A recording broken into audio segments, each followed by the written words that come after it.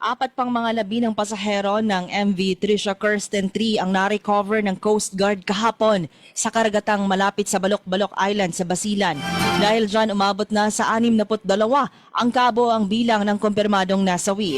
Kabilang sa pinakahuling na-recover ang 2 lalaki at 2 babae. Patuloy pa ang ginagawang proseso ng pagkilala sa kanila. Hiniling na ang grupong Pasang Mazda ng dagdag piso na provincial increase sa pamasahe dahil sa patuloy ang pagtaas ng presyo ng petroleum products.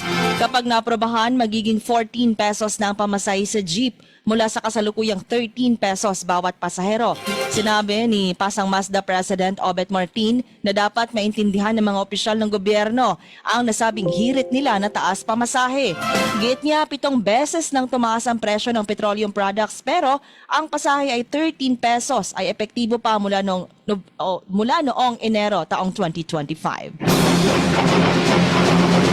Samantala, nasa bansa pa rin sina Senators Jinggoy Estrada, former DPWH, Secretary Manuel Bonoan at Roberto Bernardo, Henry Alcantara at Gerard Opulencia.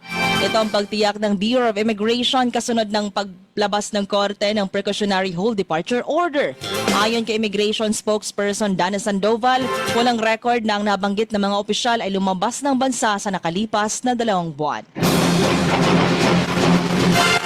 Mahaharap sa kaso ang sinumang tumutulong at nagbibigay proteksyon kay fugitive businessman Charlie Atong Ang.